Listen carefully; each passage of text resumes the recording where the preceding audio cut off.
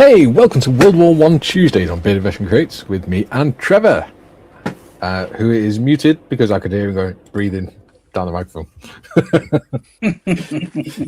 Hello, Trevor. Hello, mate. Good morning. Nice to see you in the jungle again. Yeah, I've been designated the jungle again. Yeah. Excellent. Yeah. Did you have a good evening yesterday? Yes, mate. Yeah. Yeah. Good. So today we are working on this kit. Yeah. Yes. A7V tank. Yes. The German World War One tank. Yes. So we'll have a look in just a second where we got up to. First, we'll crack on with the chat before it gets too big. Duke says, "Good day, all you beautiful people." Hello. Yeah. Bob, innit? GM. Jim. GM. GN. Oh. Yeah. Oh, second. Aussie Ian. Aussie Ian says, "Good day, everyone." Hello, Aussie Ian. I need to bring that closer. Yeah. Julian says, "Morning, all. Don't forget to N." Even don't forget to lube on your way in, which sounds all kinds of wrong. Yes, it does. And Joe says, good morning, afternoon, evening, all here for all bit, but I'm sure I will have fun. Yeah. Oh, yeah, for a little bit. Yeah. Bob says, "Hello, all. Failing already? Painkillers, don't you know?"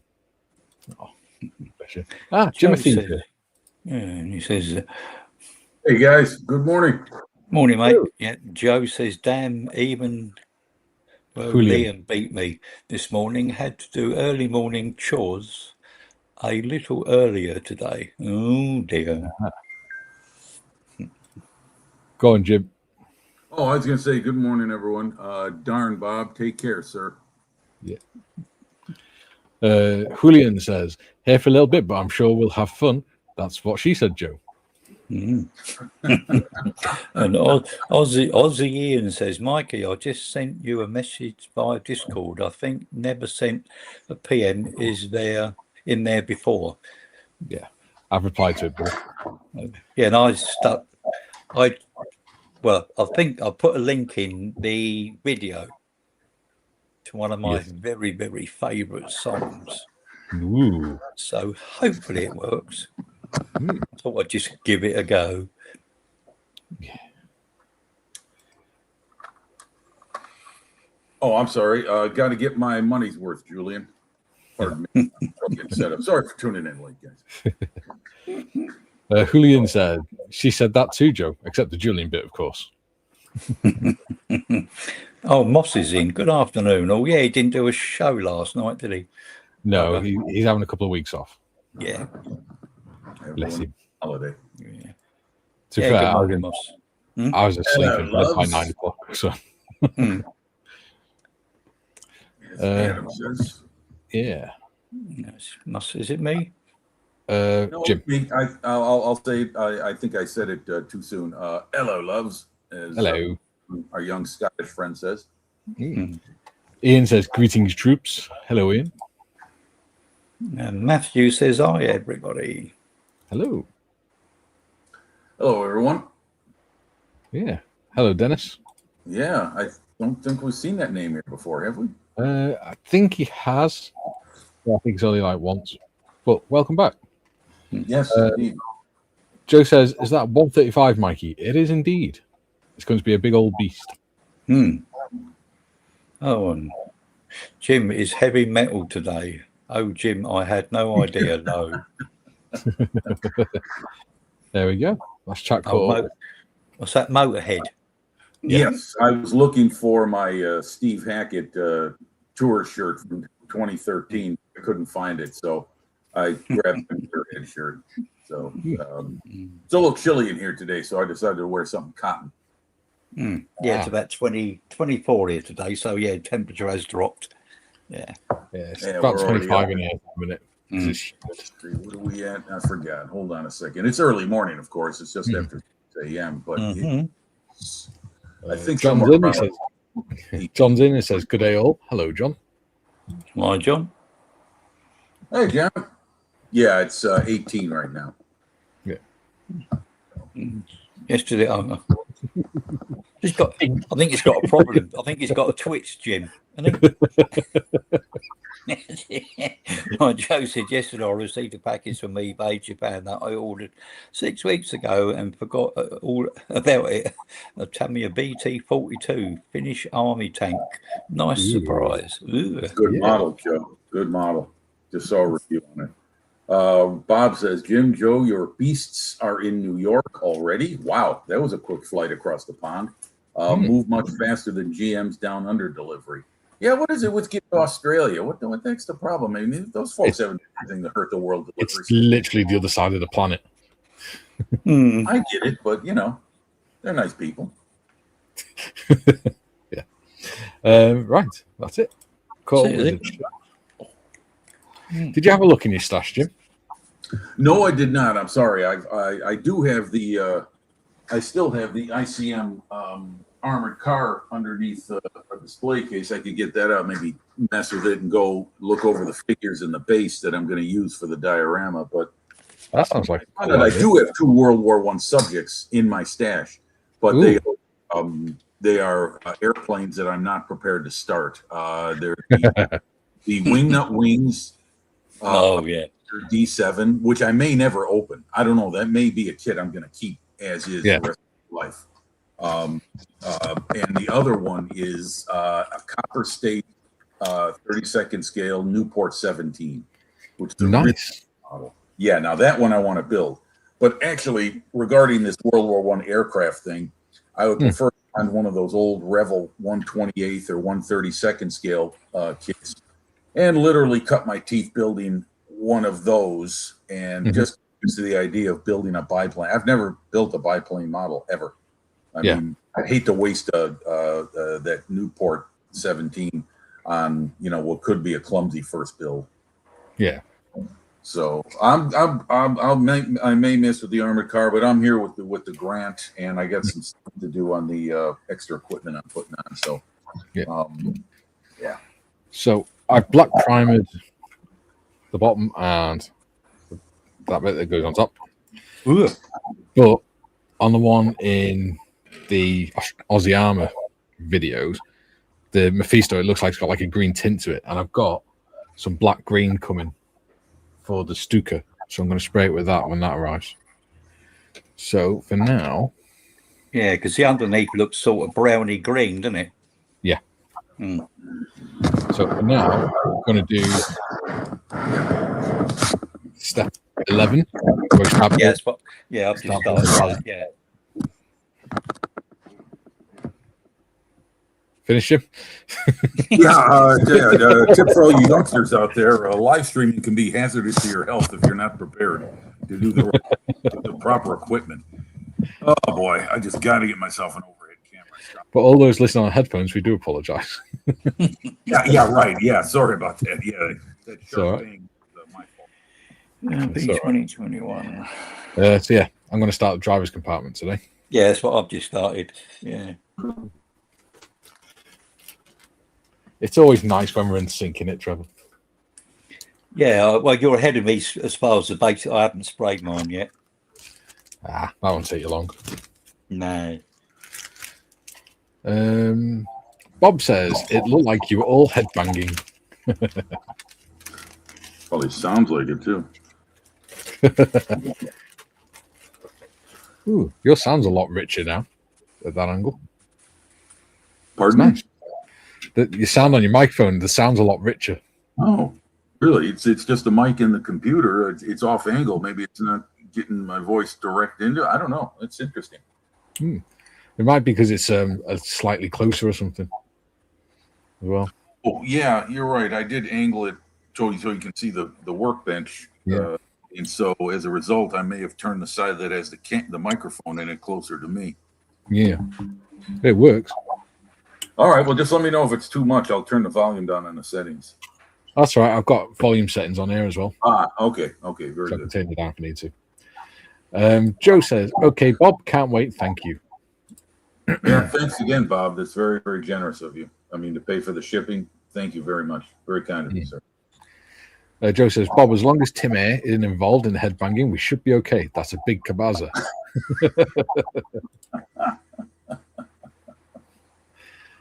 Jem says, Jim, maybe I should wear my Status Quo 1976 tour t-shirt. Everybody signed it, even scribbled all over me, the drunken buggers. Wow. I don't know if I would ever wear that again, GM. Maybe I put that behind glass or something like that. But yeah, if you want to wear it, go ahead. But I wouldn't be drinking coffee with it. Right? No. Maybe it's got a few beer stains on it. Yeah. I think that's the sort of thing that would probably be better in a picture frame or something on the wall. Yeah, that's what I think. Yeah. Let's try that. Bob says, Joe, I imposed. Oh, get feedback. Where's that coming from? It's not me. I open up the link in StreamYard, so it's not. I don't have anything else open. I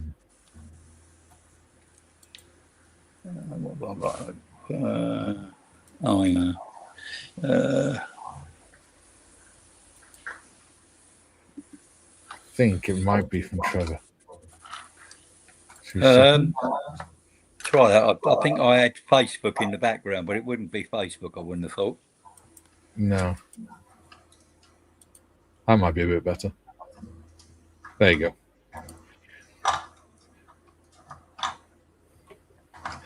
go. Bob says, Joe, I impose upon poor Jim to forward a kit to you. It would be cheaper, I hope, than me sending direct. Yeah. Yeah, it'll save you two separate costs for shipping. Yeah, and it must be cheaper to send interstate than it is to send international.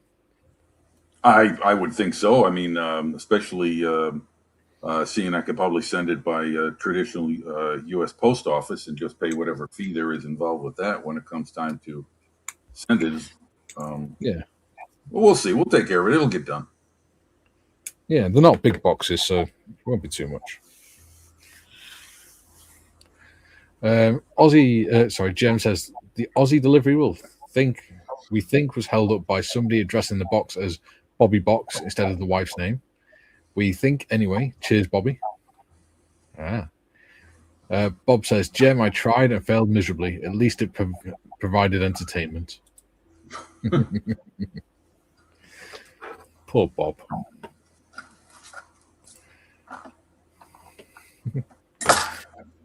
So, I ordered a book last night as well. It's a book called The A7V versus the Mark IV at Villas Bretonneux, which was the first. Sorry, go on. I was going to say, is that Osprey? I can't remember, but it's the first. Okay. It's about the first tank-on-tank battle. Yeah, I remember reading about that, or just a brief account of that encounter. Sheesh, a long time ago. Yeah.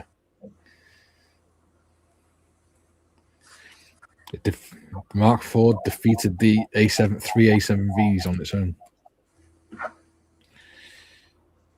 by firing its 6-pounder at the front one and making it tip over. And then the other two went, sod this, we're out of here. Yeah. Because they were alarmed by how easily the tanks were overturned. Yes, exactly. And that's what I remember seeing photographs of some A7s that were, I wouldn't say captured, more like they came upon the abandoned hulk laying on its side or upside down even. So, yes, I guess these things were top heavy. Yeah. Especially with like 20-man crew inside it as well. Yes. Yeah.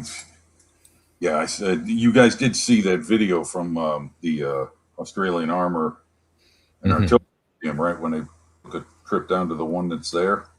Yeah, Mephisto. Yeah. That was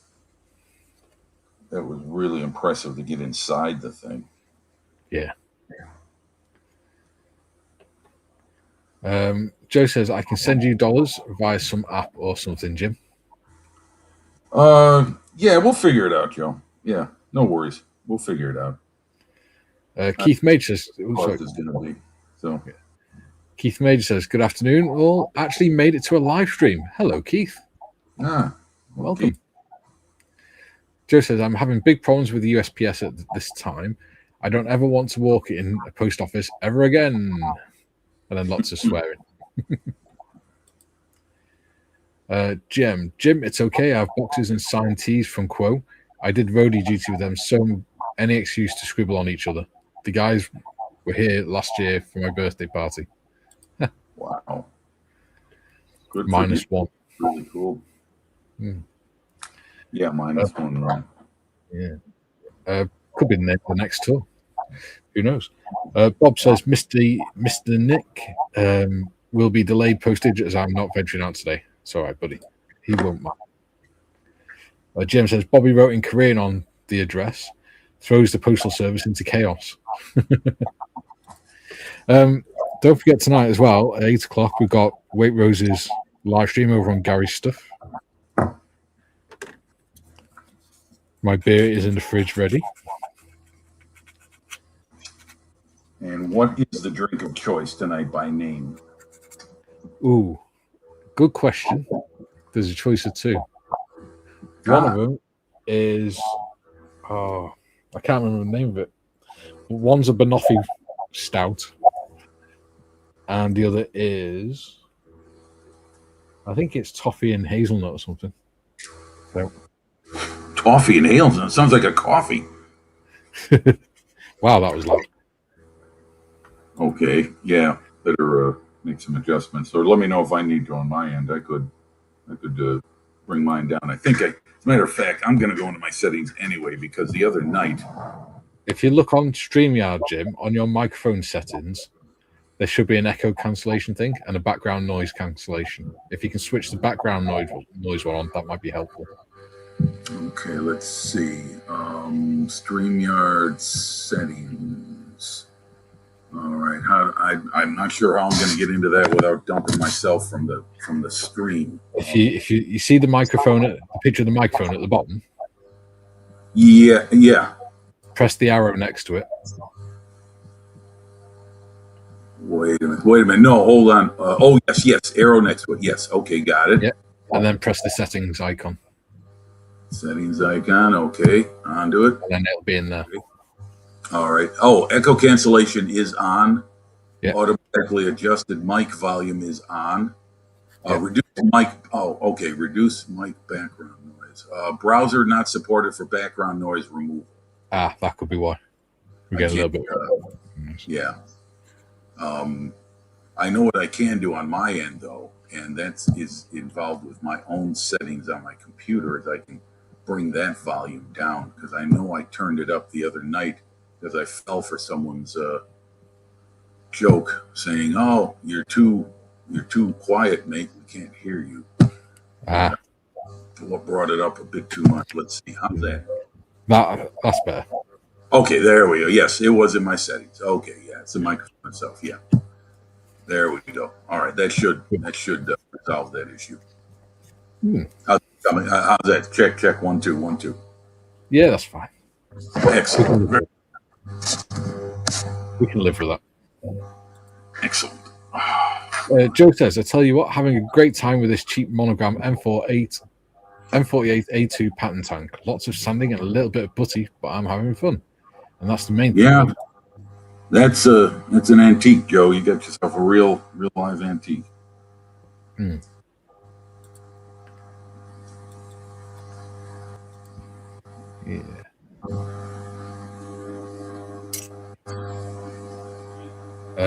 Joe says, Jim, I think your voice sounds spectacular. Can't wait for your first solo album, maybe a Christmas album.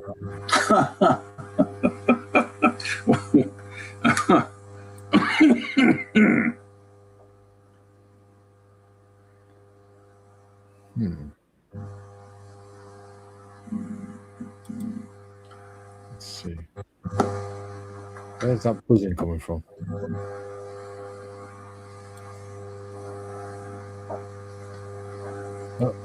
Now we've got a buzzing coming from you, Jim.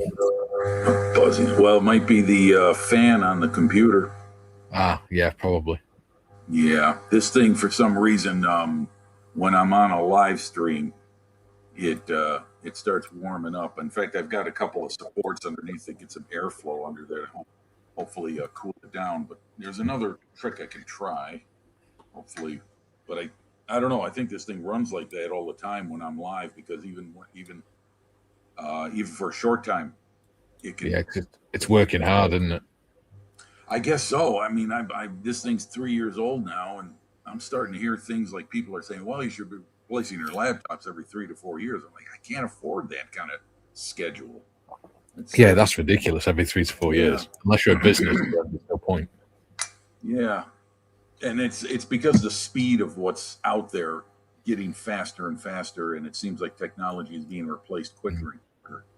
And I don't know. We'll see what happens. But yeah, that is an issue with this thing. I know. Maybe we need to start a fundraiser to get you a microphone. Yeah, or headset. Proper audio and video equipment like an overhead camera and an inline mic.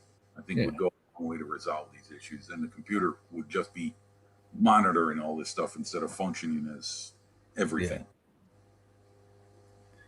Yeah. Get you a PlayStation headset or something. Something, yeah. That would work, and it would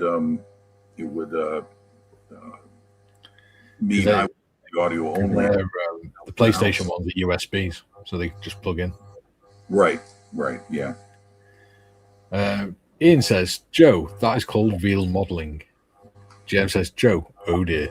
I said, can Jim move the microphone? No, it's attached to the computer, mate. Yeah, it's my laptop. That's what you're looking at me out of. It'd be fine. Joe says, yes, Ian, it sure is fun. I have a busy week ahead of me, but I will work on it more this weekend. Yeah. Ian, waiting for a rendition of Wandering Star from Jim. Lee Marvin was a great singer. I don't care what other people say. Oh, Travis just walked out. Lee Marvin? Oh, you're talking about for Paint Your Wagon? Yeah. Oh, what happened to her? He dropped out. Yeah, he's probably lost sound. Okay. When he loses sound, he goes out and comes back in. Right, yeah. Just reboots, comes back in. Okay. All right, I'm going to be right back. I got to get a couple items. Okay. Well, I'm sure I showed that on screen. I don't even know. There we go. He's back. Yeah, I couldn't hear you, mate. Oh, well, I could, but it was all garbled. I couldn't hear you over the top of that humming or whatever it is. Yeah. I'm getting echo now. Yeah. I mean, it don't sound like a laptop fan, to be honest with you. Try that. No, I'm getting echo again. Have you got another window open? Me? Yeah. A window open, yeah, but there's no noise coming from out there. No. Have you got another window open on your computer? Oh, hang on. Yeah, I had to open Facebook up again. Hang on. Right, has that got rid of the echo? No. Oh my God. I don't think it's me. No, it was Jim. Oh no, the echo's you. Oh, was it?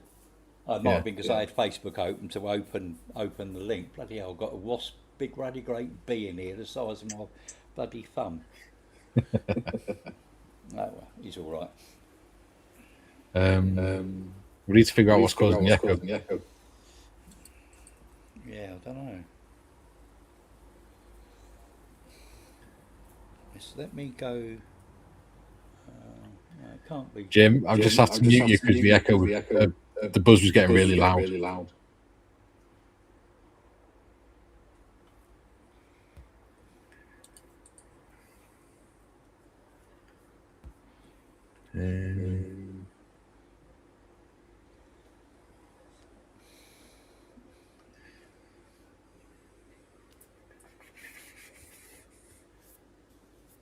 Let's see. People. Yeah, it sounds like it's something electrical running that's interfering. Let's try that now. Oh, there you go. It stopped. Yeah. Ah. Yeah. This time the echo cancellation works. There we go. Moz says there's a lot of background noise and echo. Yeah. Sorted the echo. Jim's trying to sort out the noise now. Ooh. He said it sounds like a barber shop. Yeah. It sounds like something's interfering with electrics somewhere. Yeah. Joe says now Trevor sounds like he's in a cave. He sounds fine. Like no, that was before. Jim sounds like vibration sounds. Can you elevate the laptop? Oh, I'm flashing back to the 60s. Let's try that now. In a sec. Joe says the echoes are coming from Mikey and Trevor. Yeah. We've sorted the echoes. Bob says, sorry, folks, just had to double the meds. Crashing. It's all right, buddy. Take it easy. Ian says, short back and sides and just a bit off the top. And don't forget, something for the weekend. Moz says, if you got room, I'll pop in for half an hour. Yep, you can pop in if you want, buddy. I'll put the link in. Oh, Spitfire just gone over. Yeah. Let's try Jim now. Nope, we're still in a barber shop, Jim. That's real loud. Right behind the computer, trying to cool it down. Yeah. Seems to have eased off a little bit. Yeah, hopefully that'll help this computer cool down so it's not working so hard. Man, it's really warm underneath. Did I say that? Are you sticking your hand underneath it? I don't have to touch it. I can feel the heat coming off it. It's amazing how quickly it's warming up so much. I don't understand. I think you might have a problem, mate. Sounds like the fans. I used to on my MacBook, because it's 2009 one, so it's real old. I used to have it on a stand and then have a desk fan blowing underneath it. Yeah, that's what I've got. I've got it elevated off the surface of the desk.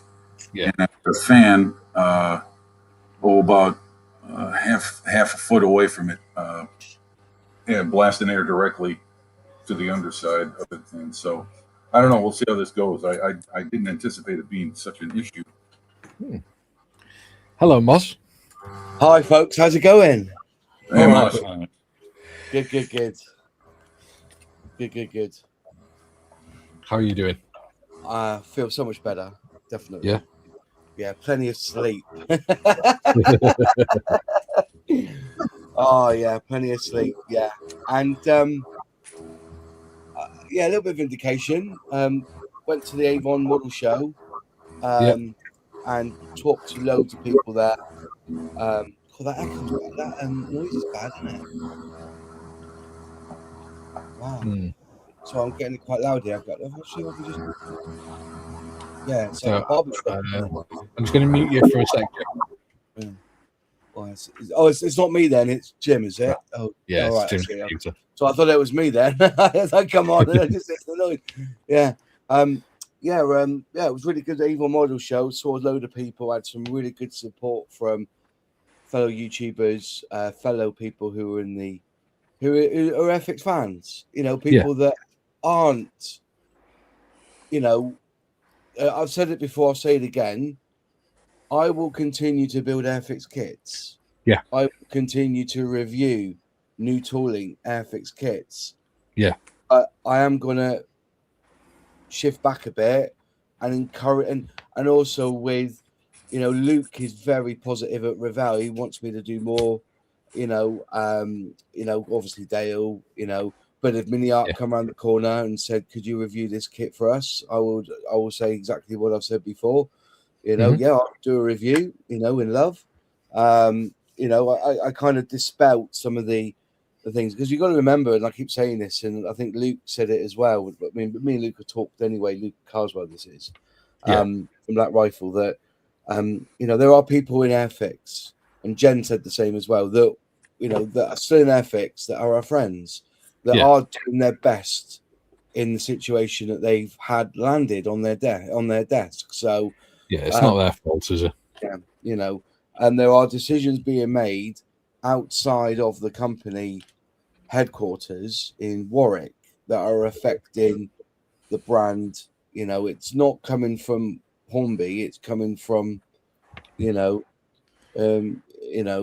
certain people in the company. Yeah, the winter's coming. So but it's really good. I had good chats with people. I felt a little bit zombified about 9 o'clock, so I took the tablet early because I was driving up, and so I was walking around in a bit of a daze at first, but then as the day progressed, I was feeling a lot better, and I'm just sleeping better. That's the thing. It was definitely the sleep. So I'm very much better, and I'm really really pleased. I had a couple of people trolling saying, "Oh, you're just swapping sides, and you're not really a fanboy," which I think is unfair. And I had to, I will tell you, I've said this on so many occasions, but I reiterate that when I did reviews for Airfix kits, I bought them myself. Yeah, because it was cheaper. It was quicker to get the kit as a pre-order. And because I live down the road from where the DPD depot is, and obviously Airfix or Hornby use DPD, I was getting the kits at 8 o'clock in the morning. Because I was like, my village is like the town. It's the first one. I'll be like, drop number 10 or drop number 15 or something, or drop number 5 with DPD. Yeah. So, and I've never lied. I have got free kits from Airfix, the same as Revell and, model companies. But if I review a kit that I haven't paid for, I specifically say it is being gifted.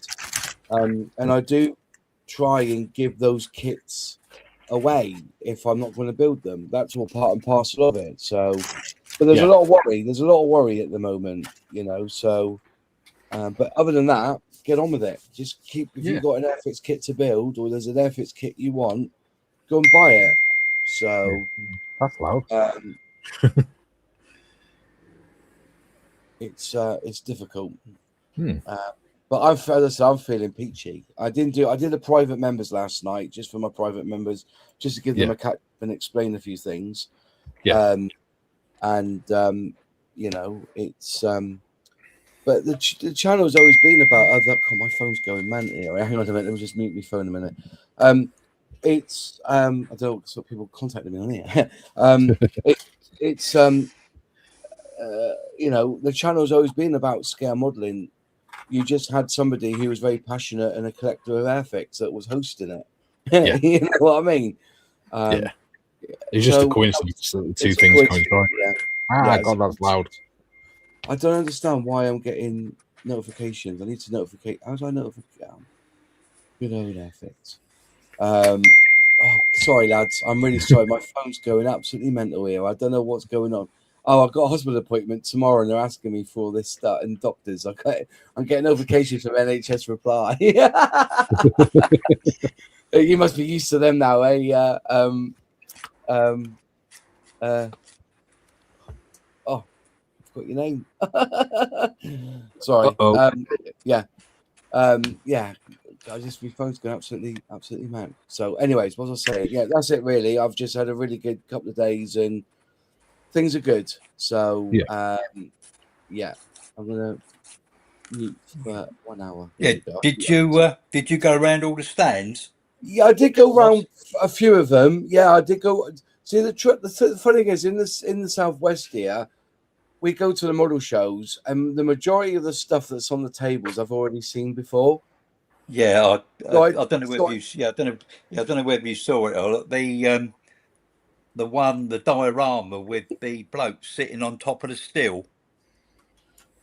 Oh, that was on our stand. That was. Is that the one? Oh, was it? Yeah, that's the American one. Yeah. Yeah, where you got the that is actually called the high scalers. Yeah. Yeah, that was pretty good. That Nice. Nice. Yeah.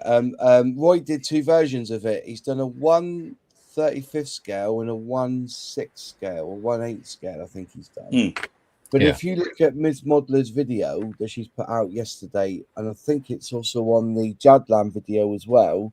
Yeah. You can see them on there. He's done 2 versions, a small one and a big one. But somebody came along and said that's inaccurate, and then they showed a picture of an AI generated one which had Donald Trump in the middle. Like, you know what I mean? It's like, I'm not adding politics here, but I'm just saying it was a picture.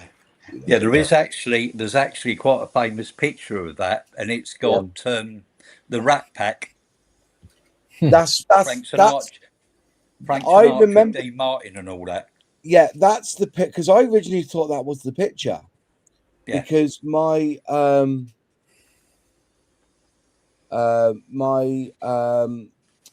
think it's like a friend of the family had that picture in a room with the Rat Pack on them eating the sandwiches, like, you know. So that's it. I do remember that picture. Yeah, that's because then originally it was, you know, and apparently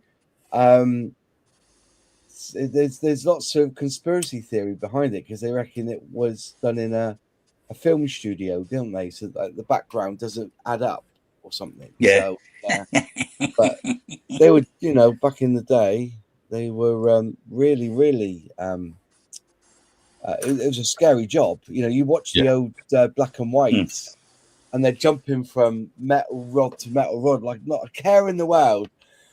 I couldn't do it, mate. I just can't do it, you know. Yeah. No parachute, no lines. No, if you ever get opportunity to go to the Hoover Dam, they've actually got a statue of the high scalers.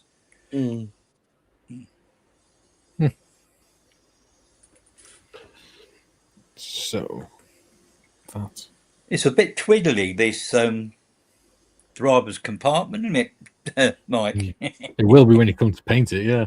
Yeah, I'm just thinking, GM says, Bobby, no, don't go. Matthew says, it's Moz, the secret modeler. Yeah, it's all out now, isn't it? Yeah. My last article got put out. And they sanitized it, so I said bollocks to him. I'll print it on my on my Substack. So I did the original unsanitized version on my Substack. Yeah. Adam says, I'll see that 148th Phantom soon. Nice.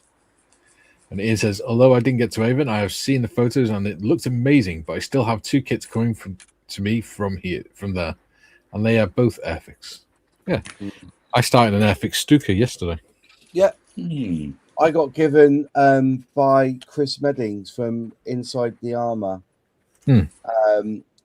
the engines for the JU52. Yeah. So I'm keen to do that, like, you know. So you know, as I said, I'm still gonna, you know, I'm not so much inclined to the Phantom, but I love a go with that Canberra they're bringing out. Yeah. You know what I mean? Yes.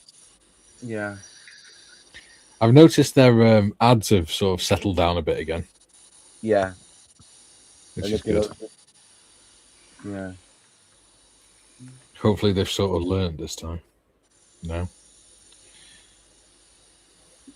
Well, that was the irony. Like, you know, somebody said to me at the weekend, the irony is that they've asked you not to use their logos or their pack art or their pack shots, whatever they call it, right?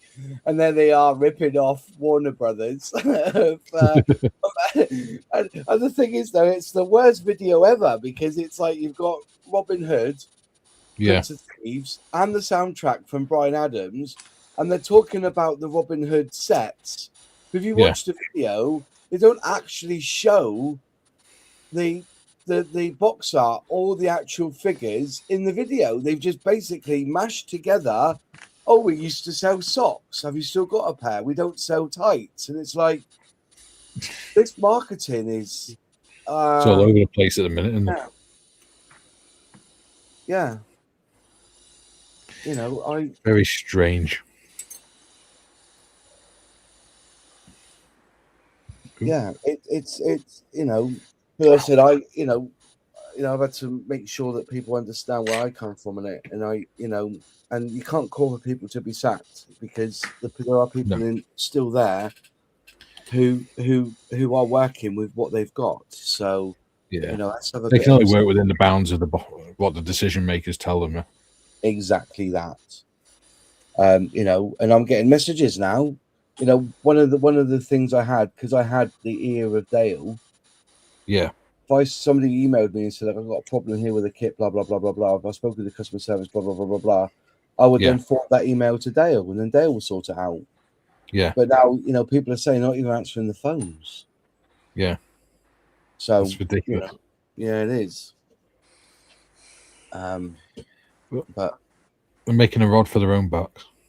Well, it's just unbelievable how a company could lose so much goodwill in the space of 90 days. Yeah. It's like a kamikaze mission, isn't it? There's got to be something behind it, though. Yeah.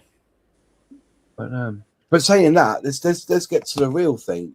I am absolutely overjoyed with the little Messerschmitt that Revella they had a I should have taken a picture of it, but I wasn't really in the mood to do much video in content yesterday. Yeah. They got a little Messerschmitt BF109G coming up at 1/72nd scale, and it's a glorious looking kit. And don't forget the Models for Heroes competition that's being lined up with it. Get your name on a decal, so you could be Lieutenant Commander Moz Models, on the edge of your it is cool. That is really good. Yeah.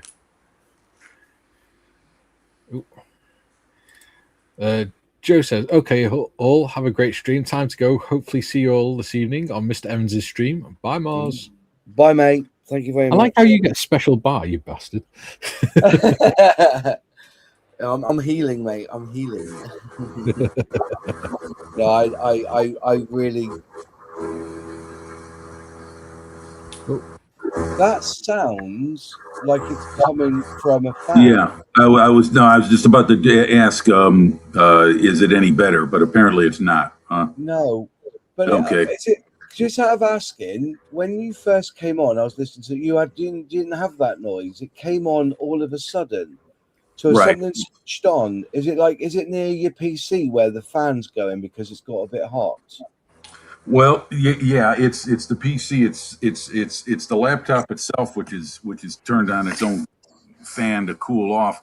But I put a small cooling fan about now I moved it back about 1.5 feet away from it, and thought maybe that might help reduce the a little bit. But yeah, so I said there was something electrical in the background causing interference. So it's obviously that fan. Yeah. Okay, now hold on. I just turned the fan off. Yeah, it's gone now. Sorry? The sound's gone now. Ah, okay. Well, I guess I'll just have to play it by your ear, because if you hear it turn on again, that means the laptop is starting to heat up, and it's going to turn on its own internal fan to cool off. Yeah. Because that fan blasting outside air on it definitely helped. Because I don't hear the laptop itself buzzing away, trying to cool off. The external fan that you're using has got no suppressor on it. That's why you're getting electrical interference. Yeah. Alrighty, guys. Well, sorry about this. I did not this at all. I mean, has it been? Look, I've been on here before. I mean, has he been on here yesterday? Did it like that you were to call, Mikey? No, we didn't hear it at all yesterday. Yeah, it could be the position of your microphone, because your microphone probably is a directional one, and because you may have moved it, and so the wind is actually touching the edge of the direction. Oh, I see. Okay. Well, I don't know. I've got it's just a Dell laptop. I'm not sure where the microphones are on this thing. I know where the camera is, Yeah, everyone knows where the camera is. It's normally pointed up exactly. the Yeah, nose, but isn't it, I'm when not it's sure like where the that? microphone is located. So you might be right, though, Moss. I might have turned it toward the, the sound of the fan, so it's picking it up. Whatever. As long as it's quiet now, let's take it. So. What we'll do is if it starts again, Jim, we'll just tell you, and then you can just mute yourself while you hold the computer down again. Right. Okay. Thanks. I'll be right back. Oh. Yeah. But yeah, and also I was the Harrier project is coming on so fast and so strong, and it does look like a really nice model. They had the engine built up yesterday, all painted, and it looked really good. It's a 3D printed version of it, but it does look the bee's knees. It's really nice engine. Yeah, I saw it back in. Was it the beginning of July? They was down at the Howsham show. Yeah, or Eastbourne or whatever they call it. Yeah, I saw it there. Yeah, it looked very good. Yeah.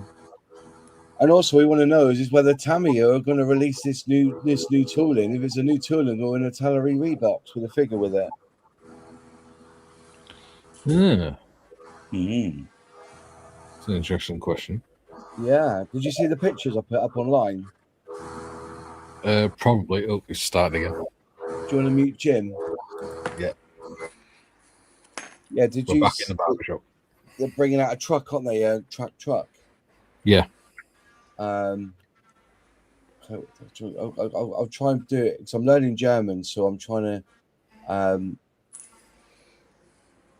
It's called the Rappenschlepper OST R01-01. Yeah. Somebody said that it looks like it's rubber band tracks because if you look, you can see the road wheel studs, like I call the knuckle studs, are they? But you know what I mean, sticking through the track. Yeah. Oh, yeah, the teeth. The teeth. Sorry, that's it. Not the teeth. Sticking through, and normally if you didn't have rubber band track, it would be the same color, I think, as pretty much. Yeah, so because you would have glued them on and then painted the track, if you know what I mean. Yeah. So yeah, it's a little bit of a strange one, but it's on Scale Mates now, so whether it is a new one, I don't know. But a Tallery do one, and so does Mini Arts. They do one. Ooh.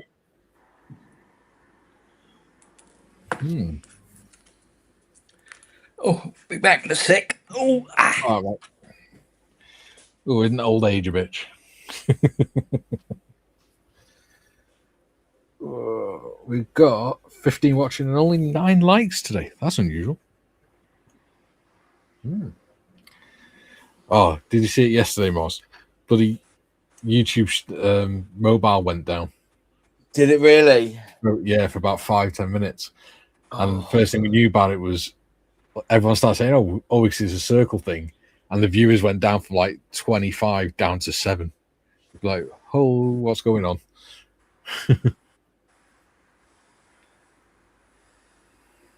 How sad that is when that happens. Yeah. Yeah. Adam says, now I wonder if Revell would accept plain McPlainface as a name. They said as long as it's not rude, then something like that, they would. Oh, that's it. Right. I'm printing some Dungeons and Dragons figures for my grandson. So it was D&D in the end. Yes, I put some on first thing this morning, but I'm not quite sure what happened. But it failed. Oh no! Which is a real pain. Which is a real pain because you have to empty the vat of resin out of the vat, clean all the vat out. And, the joys of 3D printing. Jim says Dragon also produced a German RSO vehicle. The Italeri kit is a rebox of a kit tooled in 1976. See, this is why we have Jimothy. What a man! What a man! What a man! Yeah. I want the Wallace and Gromit van, but I can't find it anymore. Do you know what? Right? Do you know why that failed? Well, You know, they had the tractor and they had the van, didn't they? yeah. The plastic wouldn't work with the cement they put in the pack. Ah. What, on the van? Yeah. You It's thought they'd have tested that. it's not it's not styrene. It's the stuff they use for the quick builds. Yeah. That's Yeah. polyvinyl stuff. Yeah. Yeah, I've got a Huey helicopter that's made out of that. I think it is that I've got. I've got some special. Well, it's modelling glue, but it's a different one to like the normal Tamiya and all that you have to use for it. Is it the limonene stuff? They call it that? No, hang on. The stuff I bought was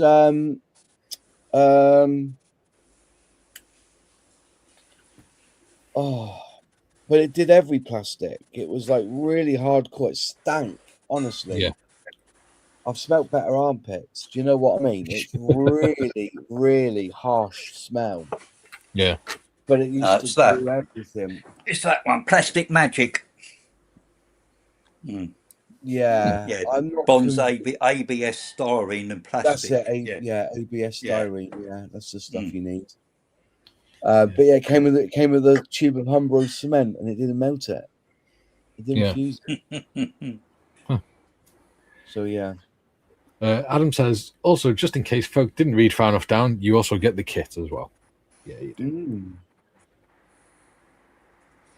Yeah, so the last time I saw one of those Wallace and Gromit vans, it was on eBay, and the bloke wanted 75 quid for it. Yeah, they're mega bucks now, mate. I'll give you that much. They're mega bucks. Yeah, which I thought was a bit expensive. I offered him 70, but he wouldn't take it, and he didn't have any other.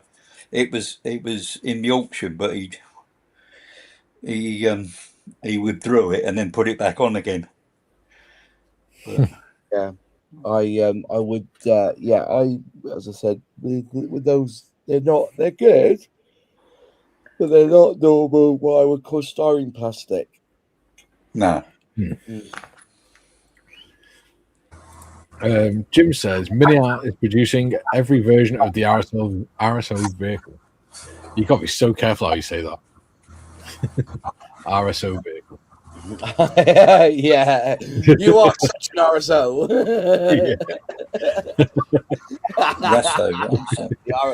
The RSO. Yeah. What do you think of the new intro, Moss? I didn't see it, mate. I popped on just after. Have you changed? Yeah. Have you changed it? Have you? Yeah. 2 seconds. I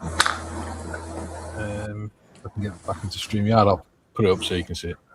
Oh yeah.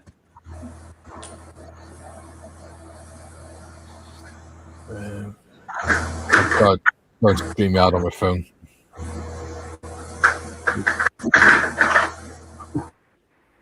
It's picking up a lot of background noise. There you go. Right. So, video.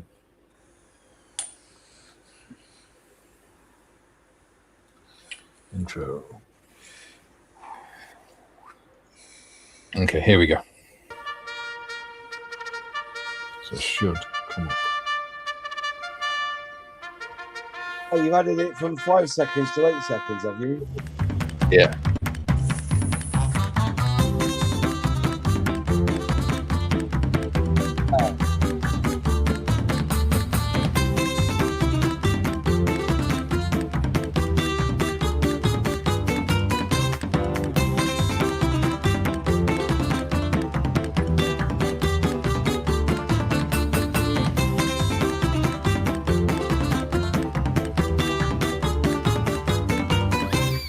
That's cool. That's really cool.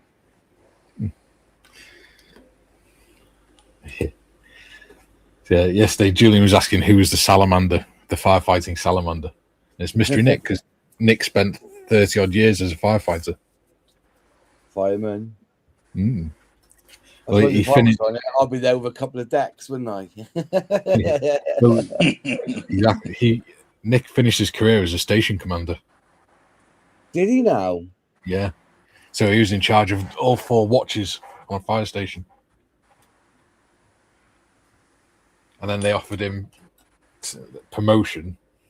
And he said, no, I don't want to be stuck behind a desk. And he took retirement instead. Doc strikes back. And he says, hello. Again. Hello. Yeah. So Doc Strife came in for the first time yesterday. Well, that's good. So we must have done something, right? Because he's come back. That's just a glutton for punishment.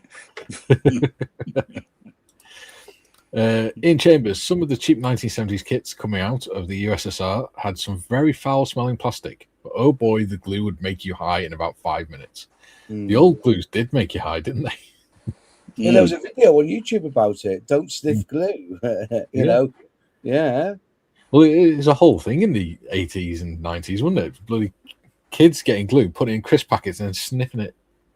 And end up with all spots around the mouths and things. Yeah, and the other one is like lighter fluid, isn't it? When they used to put, get a lighter and just spray the gas into a McCoy's bag, didn't they? And then because kids in the 90s were weird.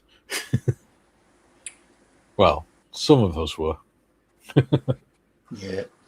Some of us were well behaved. Yeah. Doc says, it's funny to see you all again. I'm almost out of work. Nice. And he says, I'm not stuck in here with you. You're stuck in here with me.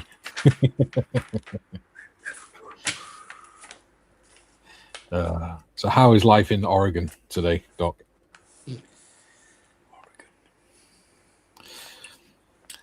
Talking yesterday, Moz, about maybe getting a world map, with all the different states and stuff on it, and putting markers where we've got people in the chat, because at the minute we've got 6 people from 6 different US states.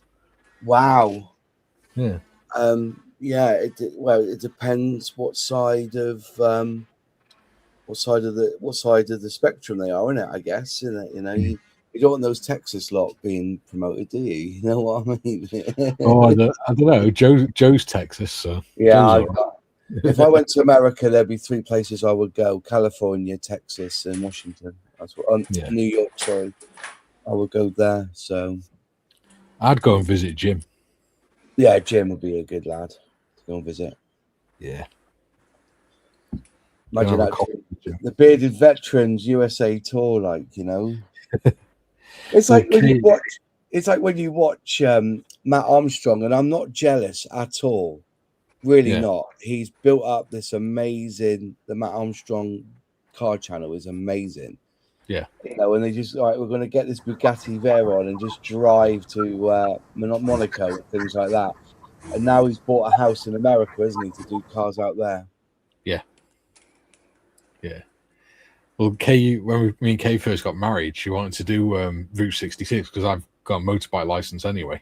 Yeah. So she wanted to hire a trike and go and do Route 66. I was like, I can't afford that one.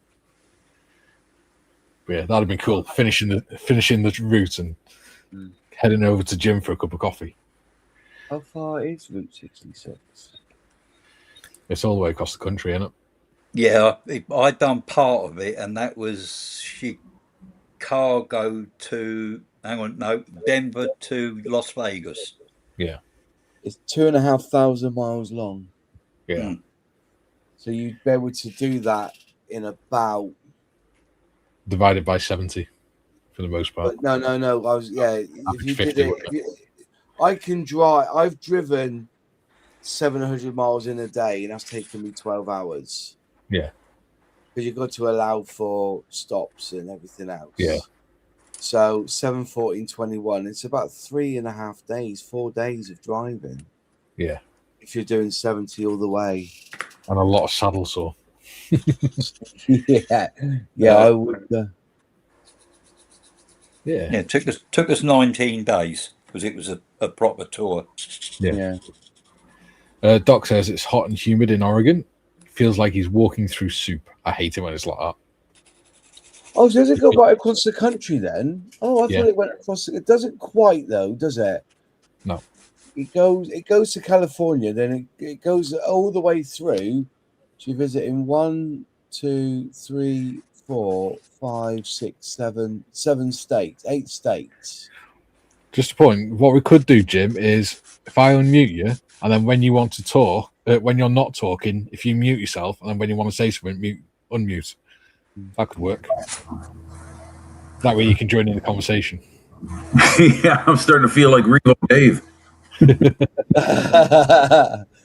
The silent partner. Posted a couple comments in chat regarding that. I bought. This is here. Hold on. Just so you don't have to take a trip over there. Yeah, it's clear at the moment. Yeah, it is because the thing hasn't turned yet. The fan cooled the unit off, and when it here, let me get the glare out of there. You go. That's the original Steyr kit that Artillery reboxed. This is some company called Peerless, which is Peerless Max. Peerless, I think is the I think Peerless is the importer, because on the side of the box there's Peerless Corporation, Philadelphia, Pennsylvania, but made in Japan. It's Peerless Max. It is. It's called Peerless Max. It's, right. Right. I think Airfix reboxed a few of their kits back in the day. Probably so. Yeah. I was just trying to think of the. It was like the transporters and stuff. I think it was a QOD or something. So Peerless Max it was called, and I think they were also linked with the scale model company called Tomy, not the placeholder. Yeah, Japanese. Yeah, Tomy. Yeah, there was Tomy. What was that other one? Nico, is it? Then Nikimo, Fujimi, and then of course Imi. Yeah, Imi's another one, isn't it, as well? I think so. I'm telling you what, I'm finding out there were a lot of Japanese companies in the 50s and 60s that were making model kits, and not many of them are around anymore. Or maybe we don't know, but maybe they're still there, but making stuff strictly in the Japanese market, like what Hasegawa's doing nowadays. You know, they make pretty much just anime and Gundam and stuff like that, because they're selling like hotcakes over there. Yeah, so the company was called Max and was distributed in North America by Peerless. And that's there you go. Peerless Max on Airfix boxes. Yeah. I bought that at a swap meet for about $20, and the reason I got it is that I figure if I get an older copy of it, the tooling would be better than an artillery copy of it. But who knows? Yeah. Won't know until I build it. Doc says it was about 18 Freedom units. See, I said the other week we will come across an American who calls them Freedom units. What's that? Do you remember the other week we had a discussion about imperial metric and things like that? And then I said there's Americans that call them Freedom units, the imperial measurements. And somebody said that's a new one on me. I mean, you know, that conversation probably went in one ear and right out the other. But that's a new one on me. Freedom units. I hadn't heard that one before. I mean, I'm not kidding. I'm honest about it. There you go. Some Americans do call imperial measurements Freedom units. Freedom units. Okay. I've seen it. Saw it on Facebook. Jim says, just posted a photo of the original RSO kit on Discord, tips, tricks, and... Yeah. Well, now you've seen it, so you don't need to go there. Yeah. But still go out and check Jim's comments. So here's one for you, lads, which is interesting. The M3, they call it the white M3A1 Scout car, right? Yes. Right. Listen to this history, right? It was released by Max Plastic, or Peerless Max, in 1974. Airfix released it in 75. Peerless Max released it again in 75 and 77. Tomy released it in 76. Schreiber Max released it in 1976.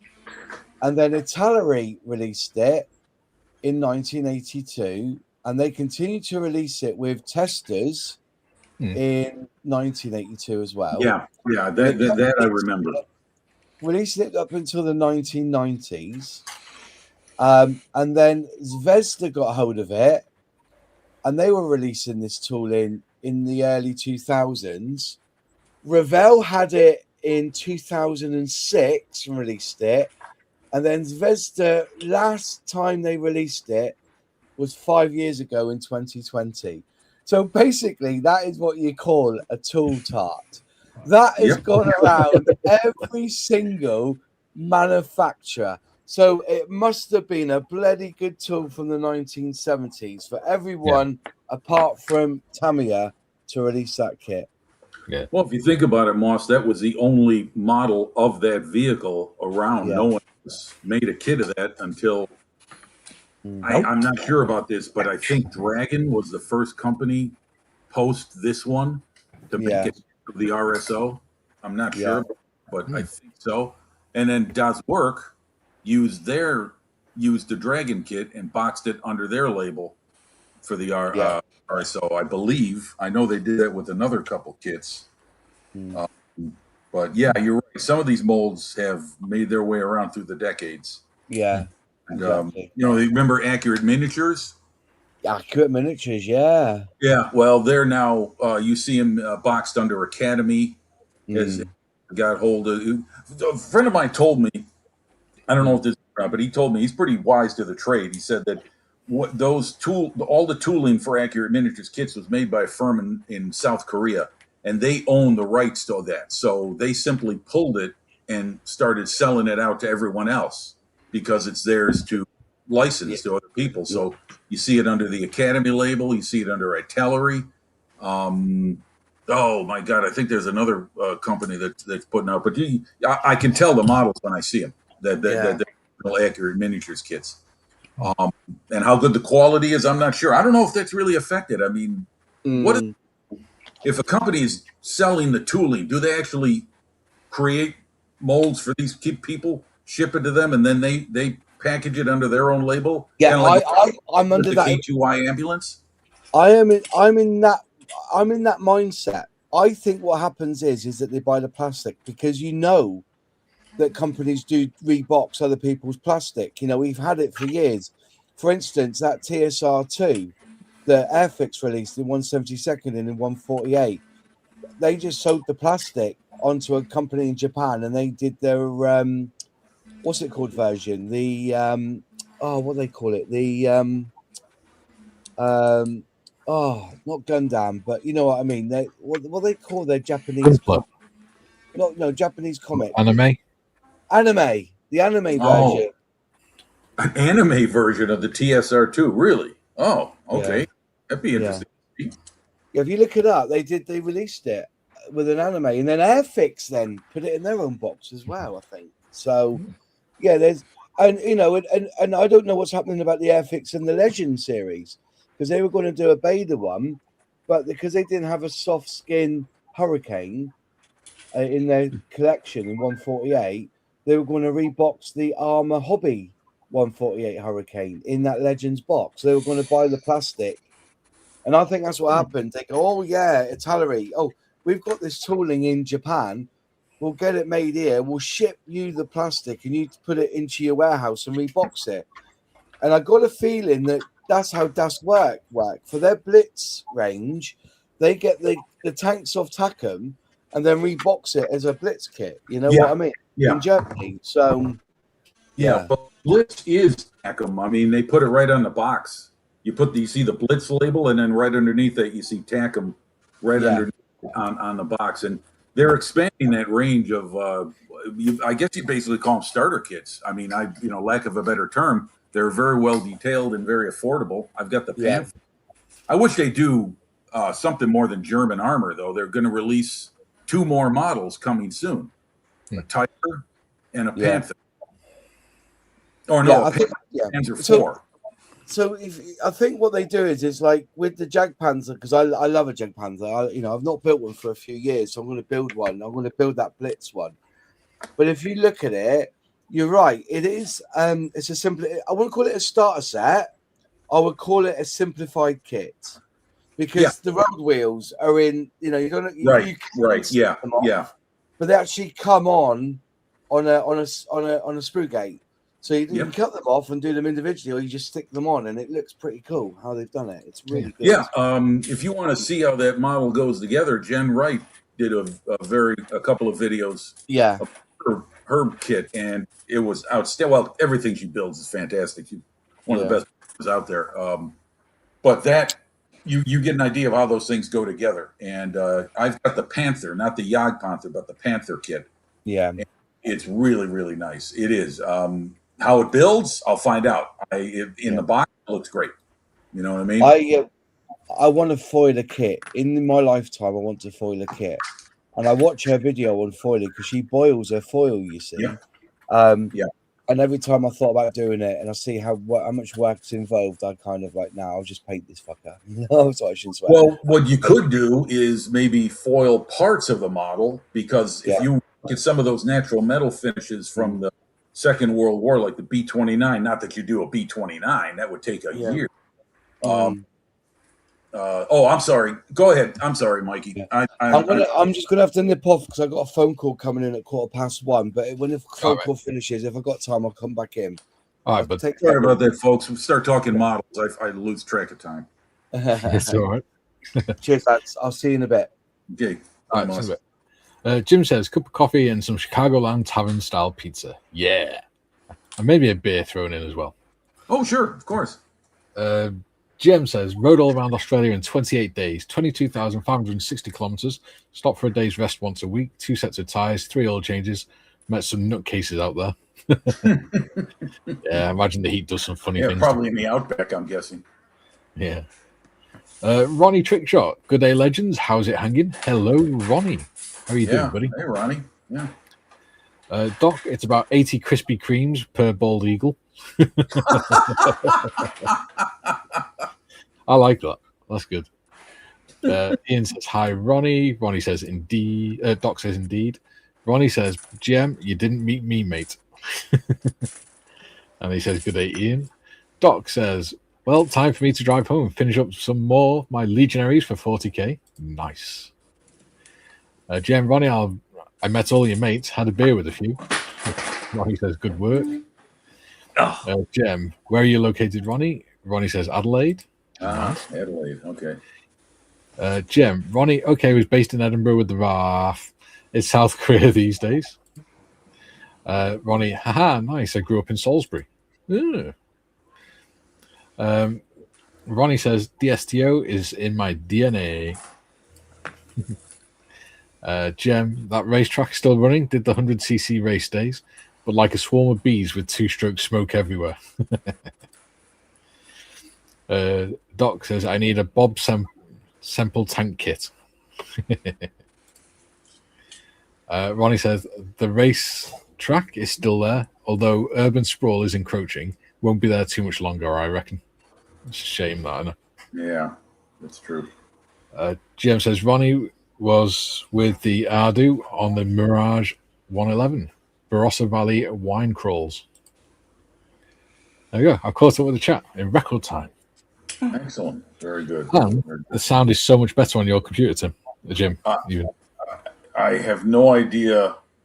I mean, it must be because when you go live, with the camera, I'm saying with the camera and the audio working at the same time, must be you working the computer hard, because I have this thing on a stream on my local jazz station all day sometimes. Yeah. And it never heats up. Yeah.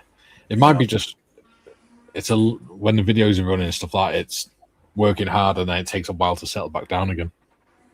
Yeah, I guess so, because it hasn't turned on. I don't even hear the fan in the unit turn on, and it's been a while since it turned off.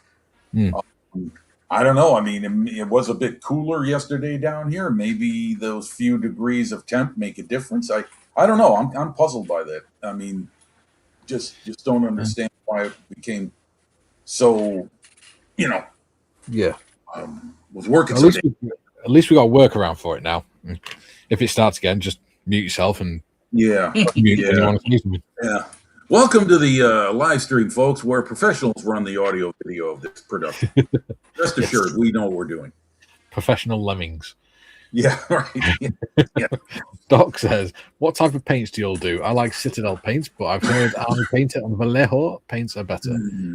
I use Vallejo, and I use some Army Painter, strangely. But yeah, I haven't really. I tried Tamiya and Revel paints, but I prefer the Vallejo, however you want to say it, and the Army Painters. I use the Army Painter. Yeah, speaking strictly for me, I've got a variety of mediums. I've got water-based acrylics. I've got Tamiya hybrid acrylics, the XF line. I've got lacquers. I've even got some enamels left over, although I gave almost all of mine away. And of course, all these AK weathering fluids you buy are enamel-based. Whether it's ammo, MIG, or AK weathering fluids, those are all enamel-based. So anyway, that's what I work in a variety of mediums, depending on what I want to do. Yeah. Oh, Ronnie says, "Oh mate, everyone in the world should do a Barossa Valley wine tour. Put it in your bucket list, lads. I'll meet you out there." Unfortunately, I don't drink wine. I drink whiskey or stout. Yeah, I can still do the tour. I went on a distillery tour the other day. That'd be nice. Yeah, sample this, sample that. Yeah. Yeah. Well, I made a point because they had all their different whiskies, including some of their like limited edition ones on the bar, and you got to pick two. So I picked the two that I'd never be able to afford. And then sure, why not? I mean, heck, you're gonna, this is all given to your comp, so go ahead reach for the gold. Yeah. Yeah. Yeah, part of their cruise next year is we go to a sherry distillery. Oh. Oh, really? That's a sherry distillery. Sherry. Now, help me out, guys. Help me out. This goes back to Faulty Towers. He was the episode with Lord Melbury, the con artist he thought was British upper class. Yes. And, he's catering to him and he's kowtowing to him and he's following him around like a puppy dog. And he asks him, "What would you have for drink, Lord Melbury?" He says, "Oh, sherry." And Faulty turns to the away from him and says, "What else?" And the crowd laughed. Is that some kind of joke that the upper class really doesn't drink sherry, or it's more that most people don't drink sherry unless you're sort of you're the sort of person who drinks it with your little finger up in the air and things like that. Ah, okay. The only other people that drink it are sort of like your grandma on Christmas Day or something. Oh, I see. Okay, all right. This is an aperitif. Julian says, welcome back. John says, Salisbury suburb of Adelaide. Mikey, DSTO, Defence Science and Technology Organisation, Woomera Range, and UK Blue Steel Missile Development. Cool. There you go. Okay, all right. Jim says, Ronnie, we won't tell Mikey they have whiskey as well.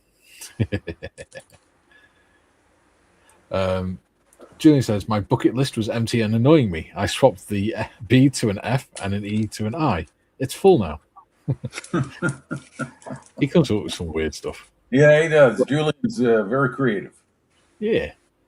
Ronnie says, Julian, I'm so there too. Julian will beat you there because he's going by artillery. A large cannon. Doc Strife says, what's sherry? It's a drink. An aperitif. Usually. Fortified wine. Yeah. Not commonly drunk these days. No. Except from the hoi polloi. Oh, yes.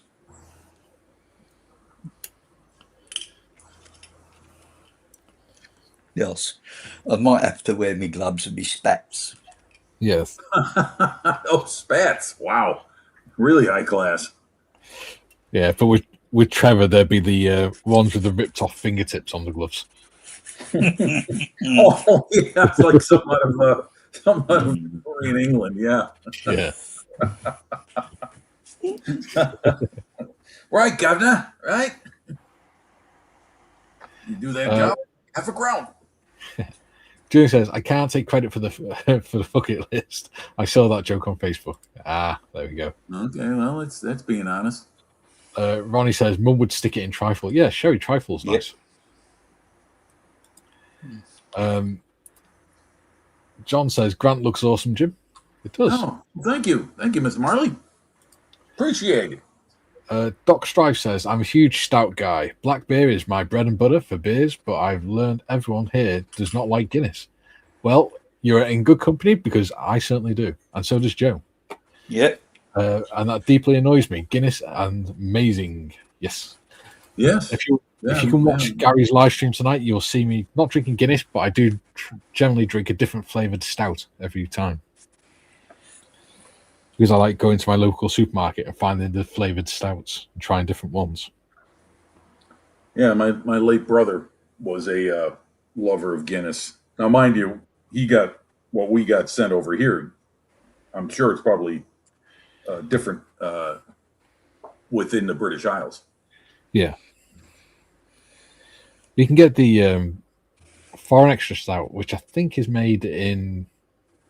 I think it's made in Turkey or something. It's Guinness, but it's 7.6% volume Guinness. That's quite nice. All right, I'll be right back, guys. There's only one place for a Guinness, and that's Ireland. Jem says, I knew a woman called Sherry. She ran off with somebody else. It wouldn't take her back after he dropped her. Ronnie says, Doc Strike Cooper Stout from South Australia is beaut. I was looking at Cooper's the other day, I think, on the shelf. Doc says, shit, thanks for the side quest. Trick shot. Yeah. There's some really nice ones. I think the one tonight, I said before, the one I'm having tonight is I'm either having the banoffee one or caramel, and I think it's caramel or toffee and hazelnut. I'm not sure which yet. I haven't decided. What, the Budweiser? God, no. I wouldn't drink that cat piss. I have some taste. Unfortunately, I do.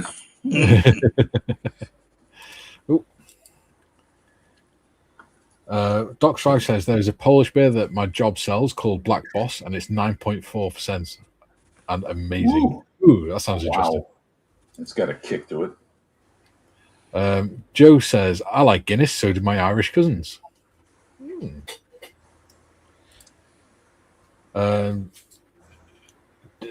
John says, Cooper's Stout's certainly up there for my favourite beer of mine. Yeah. See, Stout's good for you. Ronnie says 9.4%. Ha ha ha ha ha. That's making me want to try that now. Doc Strive says, is it because I'm Irish German? I have a lot of German and Irish ancestry. Quite possibly. Quite possibly. I always find it interesting how much our taste buds change as we get older as well. It's like when I was in my early 20s, I drank lager. I mean, I didn't drink a lot of it because I wasn't overly fussed on it, but I found that stouts and things tasted way too strong for me. But now I actually really enjoy them. Yeah. Dee.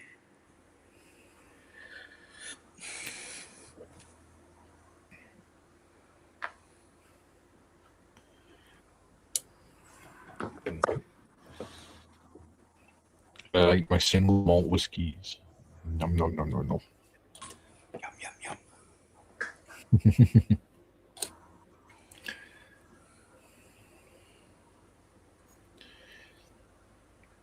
Oh my god, my hand's too shaky. Come on. There we go. You can do this. How was that? What you doing, Mikey? The seats? Yeah. Yeah. They're a little bit fiddly. They is a little bit fiddly. Yeah. Is that a full interior kit? Yeah. The only thing it hasn't got is the engines. Okay. Wow. You'd really enjoy it, Jim. Oh, I'm sure I would. I mean, building sub-assemblies is a beautiful thing. Bringing them together is where it gets a little dicey for me. Yeah. Put together the interior compartments and everything. Yeah. It's a big blockhouse on Caterpillar tracks. Yeah. Well, it looks like the the AT-AT from Star Wars, doesn't it? Just need a head put on it. At the minute, we've got 24 people watching and 14 likes. Woohoo! It's going up slowly. Jim says Korean soju, 70% for mild, 60% if you're tough. Yeah. Single malt tends to be about 40. I think the Panderin's 41%, 42%. Ronnie says, Doc, if you dunked a shot of schnapps in your Guinness, that would explain it. Yeah. Jaeger and Guinness. That'd be an interesting combination. Doc says, or is it my tism for European culture? Who knows? Paul says, hi guys, how are we? Sorry I'm late. It's all right, buddy. Glad to have you with us. Yeah.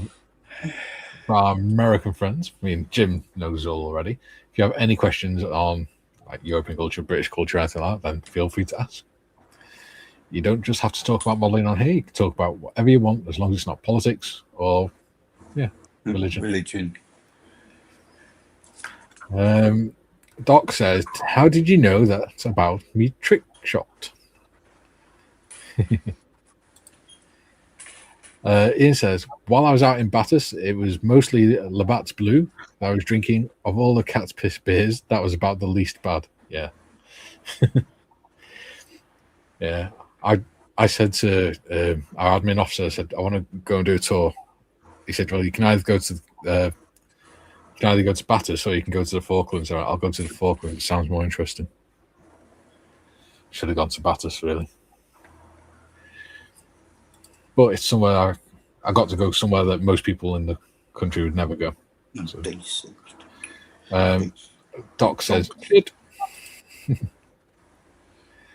Paul says, hi, Jim, Trevor, and Mikey. Hello. Hi, I plan to have the Academy 172nd Warthog this week. Nice. Excellent. Yeah. Very good model. Yeah. Julian says, yes, Mikey, the Pandaren 70cl bottles as 46% volume. Yeah. Ooh. I got a 50cl bottle of the Kelt because I decided I didn't need the extra 200 ml.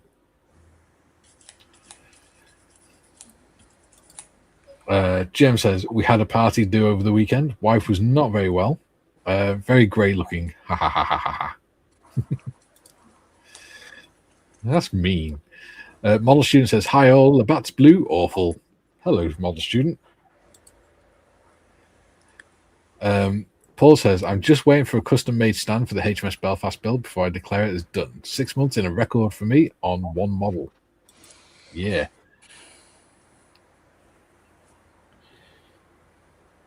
I think my record is probably about a year, and that's on the 124th Harrier, and it's because I got to a certain stage and went, I can't bother with this at the minute. And I've got back to it since. Yeah, it kit's a lot of work. It's just the size of it is very demanding. Well, I got to a stage and I realized that because I wanted to have it flying on it because it comes with a stand, so I thought, I'll have it on the stand, that'd be cool. Right. Then I realized the pilot's missing out the kit and Airfix don't have it, so I was just like, And then the way they've done the air intakes, it'd be really difficult, or it would have been back then before I'd sort of learned how to do stuff like that, masking things and things. Mm-hmm. To paint the intakes, because you had to put the inside of the intakes into the outside, and then the seam was just like 0.5 centimeter in on the intake. So you had to, and the colours went up to that sort of lip. If you like went up to the edge of the lip, and then it goes white. So back then I was like, it's really complicated because I don't want to have to sort of paint the white, put it in, and then spray the outside and risk getting it all over the white.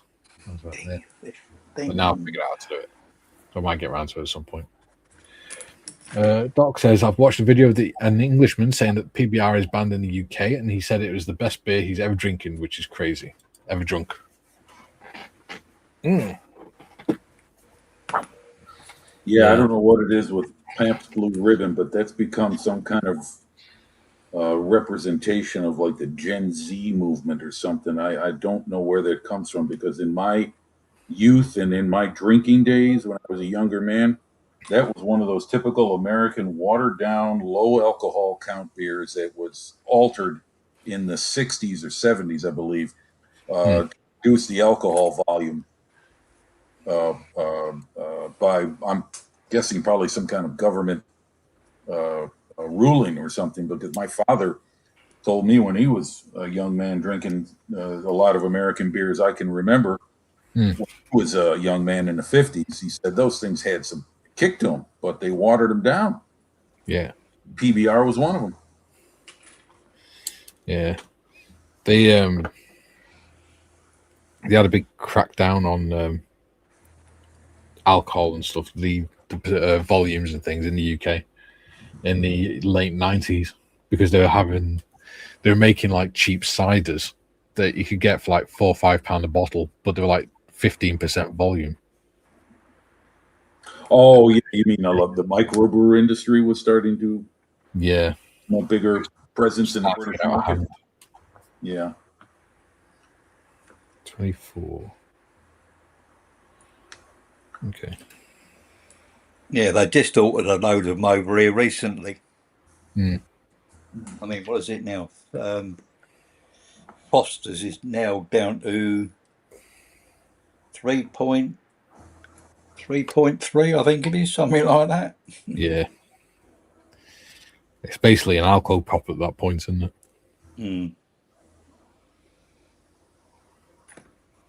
I don't think it was the government, though. I think it was the breweries. Yeah, the government cracked down on. Do you remember White Lightning, Trev? Yeah. Well, that's they cracked down on stuff like that because it was that cheap that kids were able to sort of use fake IDs to buy them and with their pocket money and stuff, and just get absolutely wasted for very little, and it was causing a massive problem with alcoholism. So they banned it and put a minimum price per unit on it. GM says, wife was drinking Korean whiskey out of a pint glass. I offered her a bottle with straw. Apparently that's not done. No. Ooh. Whiskey? With in the bottle? Sounds like alcohol poisoning waiting to happen. Abe says, hello all, I've been watching quietly and modelling away on my 135th Tamir Stug. Gee, nice. Oh, hey Abe. Jem says hi to Abe, and Abe says beware good day.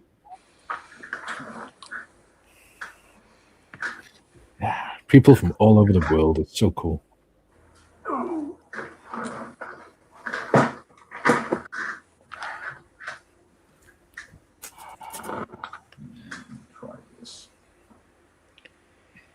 Oh, need to put the underneath on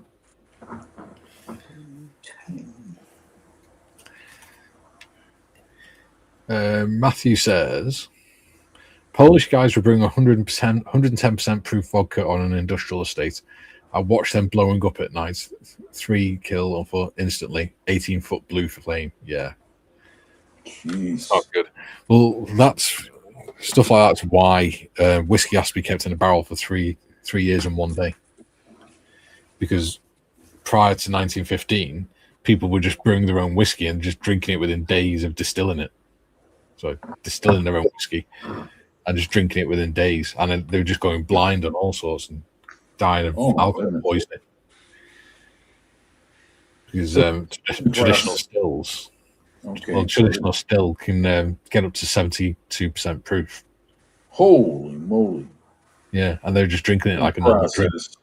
Yeah, is meant to filter out the volume of alcohol. Is that correct? Yeah, kind of. It brings it down because the alcohol soaks into the barrel and things.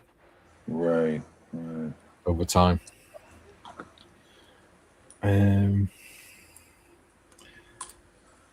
Doc says that would genuinely explain a lot. I'm actually Gen Z. 24 of the kids here are simply a mixed bag. I never knew that about PBR. Yeah, if I remember right, Dorka, way back in the late 80s, a film called Blue Velvet, which is a David Lynch film, the director of the day. Dennis Hopper is in it. The young man that played in Dune, Kyle MacLachlan, I can't pronounce his last name. McLaughlin? Yes, thank you. He was in it. And anyhow, cut to the chase.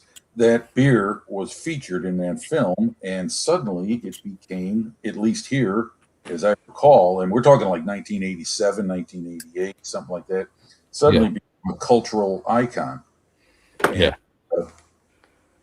So anyway, that's what I recall. I mean, if someone does any research on the history of that revival of Pabst Blue Ribbon as a beer in America, that might have something to do with it.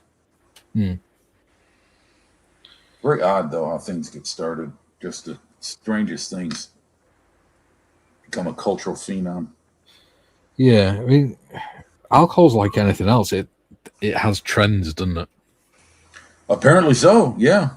I mean, I guess you're right there. Yeah.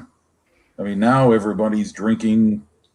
What was it? Just a few years ago, everyone and their brother was making hard ciders and hard lemonades. And I don't see that stuff advertised so much anymore. Maybe the market's calmed down on that.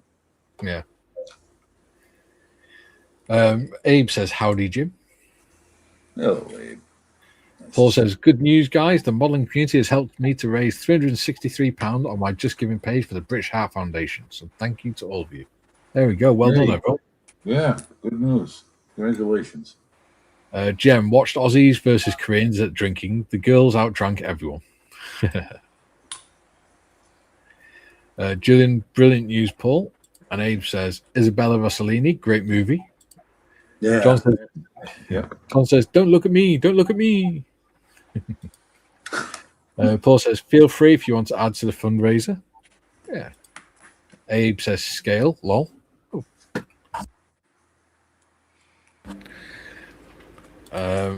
Doc says, PBR is the same as I call the piss beers, like Coors, Budweiser, Bud Light, Rainier, Keystone, PBR, because they are cheap and buy in bulk. How we all feel about IPAs? They are sour and nasty. Love me stouts. Yeah, I'm the same. I'm not overly keen on IPAs, and I do really like stout. Yeah, but that first part of his comment was correct. That was a lineup of beers that, even as a kid, I knew were just like, it's the water and that's all. It was just so watered down. Beers like Olympia and Schlitz and Pabst Blue Ribbon and Old Style. Some of these were local to the regions they were made in. Like Old Style was a big beer here in Chicago, really big. And you saw it at Cub games, at White Sox games, sporting events all over. It was very popular culturally here. And there was another beer called Falstaff, which was brewed right here on the South Side. They're now, but what I mean is that when you see some of these American beers, they depending on what part of the country they were brewed in, they were popular in that area. Yeah. I think it's sort of like a local pride, isn't it? I suppose so. I mean, it also, I don't know. I mean, like, there's another beer called Stroh's. I think that was made up in Michigan. Wisconsin was one of the original brewing centers of the United States. They used to call it Milwaukee Holy Water because a lot of breweries were located right there in Milwaukee and in the Milwaukee area. It was a big beer capital back in the 50s and 60s. Yeah. 2 seconds. I'll get back to the comments. No. Too far.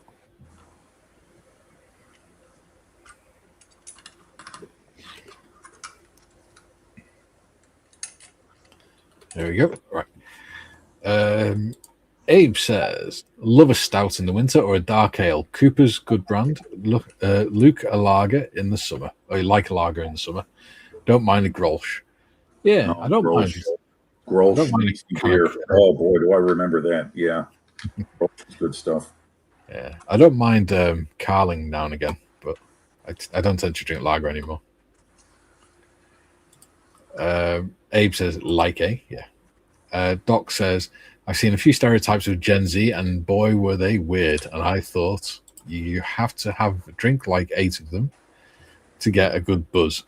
But I just feel bloated and watered down, if that makes sense. Yeah. No, I hear you. That's why we turned away from those beers. I mean, when I was drinking age and started frequenting places, I went to a what you call a German bar. They served German beer. The old man was from Germany. And there was German culture all over the place. You saw flags and photos and everything. And they served some damn good beer on tap. And wow, you could hammer it off one good, pint of like Hocker Shore.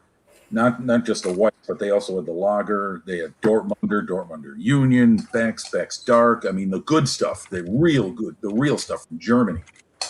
Yeah. Wow, that was tasty stuff. Heavy, but tasty. Yeah. Yeah. When I started drinking in pubs when I was about 14, and I just drank lager then because that's what I saw most people drinking. So I just drank lager, but as I got older, I sort of realised I preferred things like bitter and stouts and whiskey. So by the time I was like 18, I was drinking different whiskies and Boddington's bitter and stuff like that. Abe says, I didn't know that, Jim. Which part of the USA is a boozy part? Most of it, isn't it? You're talking about, what I'm saying is that Milwaukee was like one of the epicenters of beer manufacturing.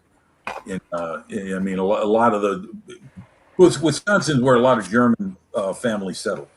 I mean, and then you had the Anheuser-Busch family. They wound up in St. Louis. You had Schlitz. These are names of German immigrants that came over here, started their breweries, and became icons by their name. But yeah, I don't know where it is now. I mean, microbrews are everywhere in this country. So you can have a small brew, kind of like 3D printing. You could start your own model company with a 3D printer, and if you can create enough files that people want to buy, all of a sudden you're out there on the market. Yeah. I quite like microbrew stuff. There's quite a lot of good stuff. I mean, depending on their method, in a lot of places they have a restaurant brewery, especially in Chicago. They've now combined the requirement for a liquor license is that you also serve food on the premises. Yeah. So a lot of these places have created a hybrid environment of a bar brewery kind of thing, and you can literally go in there, see the brews made. They got the vats and everything, and they're some places are like that. Those started popping up in the 90s, and I don't know what the popularity of them now. Are they still there? But they were all over the Chicagoland area. Yeah, really downtown, and it suited the younger crowd. And you know what? Some of those beers, like you said, Mikey, they are very tasty because they have their own recipe. They don't have to prescribe to anyone else's. They make their own. And so many different unique beers out there that I don't think you could drink them all in your lifetime. No. Doc says it's all the water. And he says Milwaukee Holy Water is a new one. John says IPA has higher hop content to allow it to travel better in the age of sail. Tastes like arse, I've been told. Doc says, what's Grolsch? It's Belgian lager. I think it's Belgian anyway. But yeah, it's Belgian lager. Very good beer. Very good. John said $11. Jim had a good party in New York with a bunch of locals. They love whiskey and bourbon. Some I'd never heard of. Yeah, I'm sure. There's a lot of independent brands out there. Paul, I'm about to start my Nishimo. Is it 1,500 US? Yeah. 1-500 USS Enterprise nuclear attack aircraft carrier. There we go.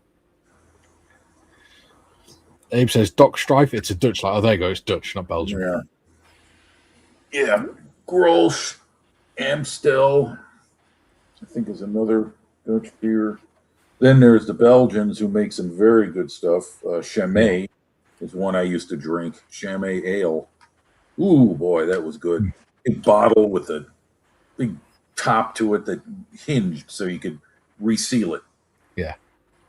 Very tasty. Very heavy, but tasty. Model Student says 20 years ago, past was all we could get on a Sunday. When we all had our beer stores were closed. It was okay in a pinch. I'm a Kronenberg guy myself. Kronenberg. I've not Kronenberg for ages. Okay. Doc Strife, really? I'll make sure to keep an eye out for some Grolsch. Yeah, give it a try. You'll like it. As I remember, very tasty beer. Dennis says, I've been really enjoying listening to the conversation while I've started to build a mini-art British B-type armoured lorry. Ooh, you lucky bugger. B-type armored lorry. What year is it from? So that's World War One. Do you remember when we did the omnibus? Yeah. It was a B-type chassis. It's called a B-type chassis. Yeah. So what they did is they took the chassis over to France and Belgium and places like that, and then they'd adapt it to what they needed. So they'd make it into mobile anti-aircraft gun platforms or armored lorries and stuff like that. I see. Such a versatile chassis. Yeah. Very good. I like that. Paul says it was a battery propulsion unit to be fitted, so it means more soldering for me. As long as you have fun, mate. Abe says Michigan. Oh, okay. Lots of Germans means decent beer. Lots of great musicians from Michigan. Yeah. Bob says, sort of back. I have it on good authority from a member of the circus that a crate of Grolsch fits neatly under the bang seat of a Red Arrow's hawk. Abe says, on your Dennis. GM says, Bobby, it does. Haha. How do I know this? Abe says, Rob sounds legit. Paul says, at this rate, I have more ships than the Royal Navy. That's not difficult, is it? Yeah, not nowadays. You're right about that. Yeah. Alton Towers has more boats than the Royal Navy at the minute. Abe says, oh, the Belgians, they have the French attitude and love of wine except for beer. And they have like 20 breakfast beers alone. Yeah. Model Student says, Mini Art, aka Many Part. Yeah. Good kits, though. Really good kits. Yeah, that's true. We did enjoy it. So, part 8.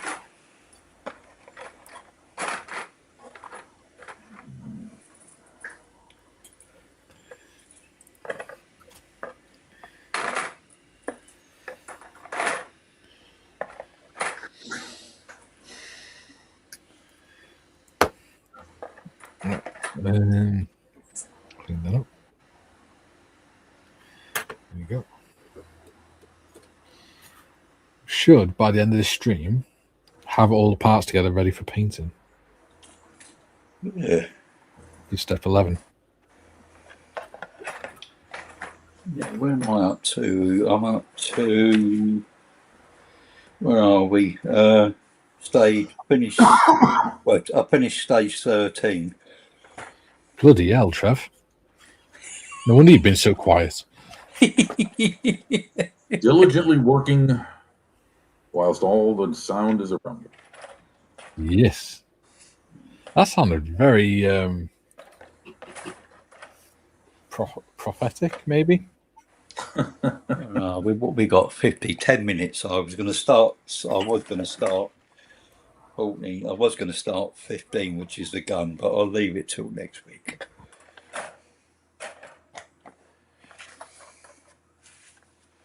My mum's just turned up. Oh no, your mum or the mother-in-law? My mother. My mum. Your mum. Oh. Yeah. I got 2 empty sprues, 2 A sprues. Oh, an A and a B sprue. Ooh.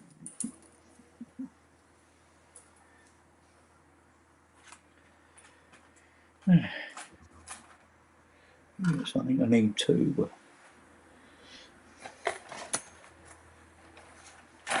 Mind you, 13's only the radiators anyway. A few bits and bobs on them. I think I need to do some priming.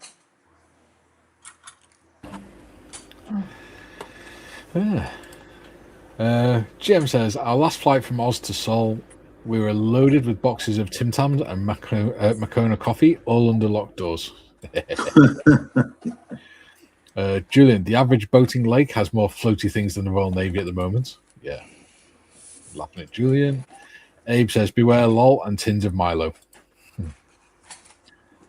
Julian put the link to the mini armoured lorry. Yeah, it's just a bit too much for me at the minute in terms of cost-wise. Doc says, well, it's been good talking to you all. It's been fun, but I got to go to bed. It's 5:50 a.m. Good night, all. See you later, buddy. Okay, take care, Doc. Ian says, for madness, at one point, Pepsi used to have one of the world's biggest navies. Yeah. And he's put a link in, 47.49 Javelins. Yeah. I'm thinking of getting it because I'm not far off now. I only need a couple, I think it's less than 200 points before I get to the 4,000 Javelin points. And I get my £25 off voucher. So what I'll do is I'll probably get it then. Paul says, I don't talk to my mother. She's a raging alcoholic. Mine's not. She's just very pissed off at the minute. What was I going to say to you? Yeah, you need to check that, Mikey, because you have to, if you've got a 25 quid voucher, you have to spend quite a bit. Yeah, you can't just be a lot of money. That armored lorry might be. That's it. I mean, if a kit's sort of 35 quid, something like that, you can't use a £25 voucher. Oh. Yeah, what's the point of the voucher then?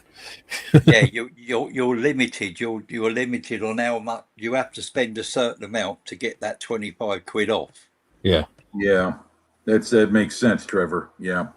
Yeah, because the trouble with it is well, what you have to bloody watch, if you go on there and you click on rewards and then say you want the voucher, you then get the code for the voucher, but you only get so long to spend it.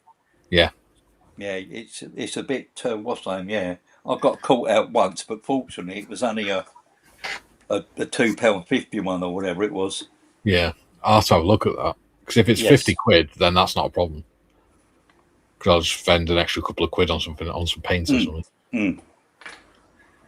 I think something like that would be in a higher price than a tank or something. Yeah. But apparently my mum's just been to the shop by her to use the electric card or electric key to you take it's like a little plastic fob. You give it to the person at the shop. They put it into the machine and put however much amount of credit on it for your electric. Right. And because the key didn't work, the shopkeeper decided to pour flavored water all over it and completely ruin it. Oh, jeez. Because she was going to go to another shop to get electric. So yeah, she's not in the best of moods. But she can't get a new key because she needs a code from BT, but she can't get a hold of BT, the company.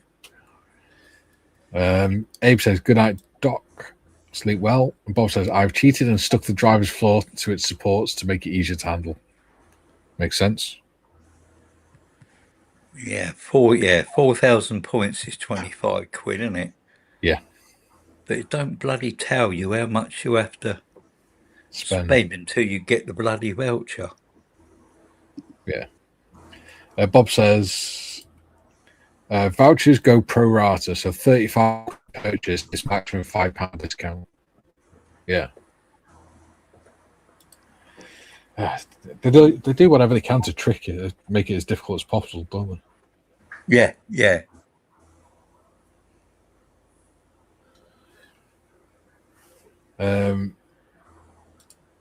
Bob says, how do you think I afford Stukas? Ghost says, hi everyone, running late. Pain was bad last night. Oh, I hope you feel better, buddy. Sorry to hear that. Abe says, sorry about your mum. Modern tech was supposed to make the world easier and place to traverse. Yeah. Well, like I say, what didn't help was the fact that the shopkeeper who just decided to pour water all over the machine, all over it to make sure it didn't work. So she couldn't go. Because I don't know. I get the impression, because I've been in that shop and I've met those people who are, let's say, from a different background.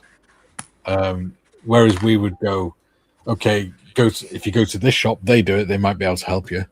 They go, no, you go to us or you don't go to anyone else, sort of thing. Jeez.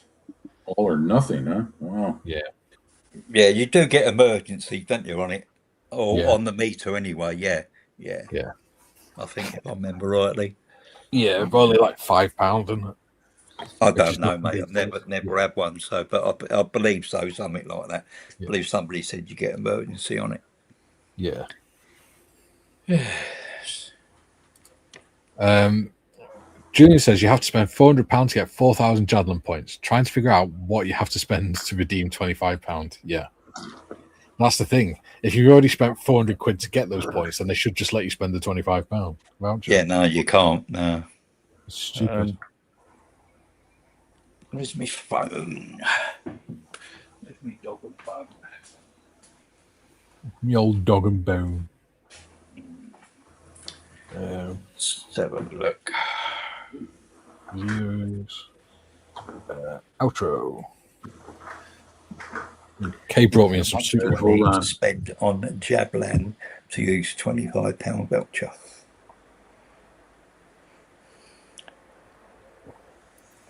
Sorry, I'm just downing some soup that Kay brought in.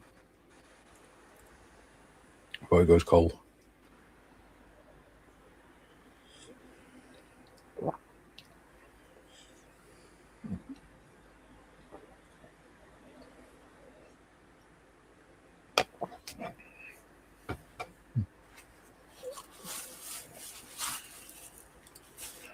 Paul says, would it be cool to have all 4 propellers spinning in the USS Enterprise nuclear attack aircraft carrier while on the stand at a show? Yeah, I imagine so. But you need to be careful because the motors might overheat. Because them ones with the working propellers are designed to go in water.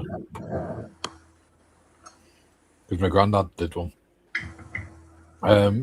Paul says, I know, just read that one. Bob says, not only that, when trying to use points up, they keep putting more on for discounted buys. Yeah. It's a trap. It's a trap, I tells you. Hopefully I haven't got any soup in my bid. 75 quid. You got to spend 75 quid to use £25 voucher? Yeah. Backwards. Yeah, minimum spend requirements. £2 voucher, minimum spend 15. £5 voucher, minimum spend 35. £12 voucher. Oh no, £12 voucher, minimum spend 75.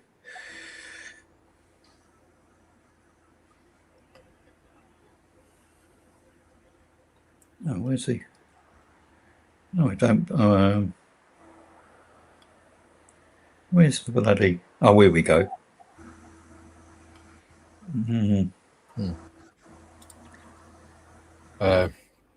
Bob says super. Tasty. Oh, 400. No, that can't be right. £400. That's how much you got to spend to get the 4,000. £400. It's £25 off. Yeah. So. June says, redeeming J vouchers, you can redeem 1 J point voucher per order, regardless of value. This means vouchers cannot be combined or stacked in a single transaction, i.e. using 2 £5 vouchers together, yeah. Abe says, Robert Caspeccio? No. I think it's beef and vegetable. June says, what I just posted was off the Jablins when they were asked. Yeah, cool. Oh, wow. My camera's looking really good today. I must have a good lighting. Right. Thank you for joining us all today. It's been fun. Trevor's got well headed. Working like a machine.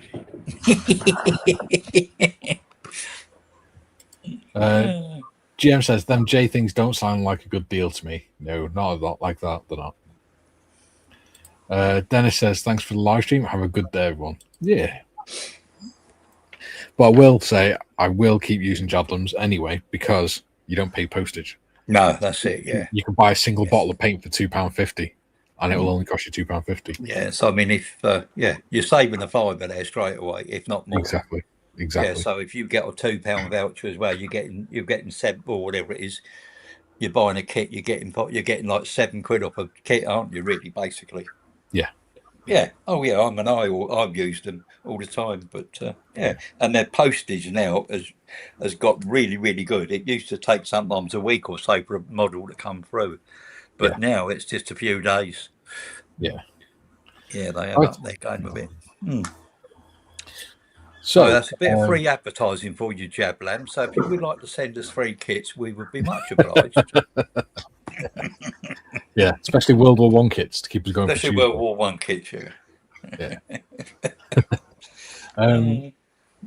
yeah. So we are back on Thursday. Yeah. Yes. Well, I think it's probably going to be the last one of the Lysander because I'm getting bored with it now. Yeah. Hopefully, I'll get it. Well, it might be the last one. It might be the second to last one, depending on how much I can get done by Thursday. Because I've still got to put. You're all put together, aren't you? You just got to spray, ain't you? I've sprayed the camouflage. Yeah. I've just got to do the varnish. I've got to do the underneath, and then I've got to do the varnish coat, and then the decals. So maybe 2 episodes left. Yeah. I don't normally bother varnishing before I do decals. I do because I have a habit of rubbing the paint off and things like that. Yeah. Yeah. 2 episodes left, maybe. So 12 to 2 Thursday for that, and then Friday we're back to the members' choice. Yes. So until then, it is Hulvar for now. Hulvar for now. Cheerio, chaps. Be seeing you.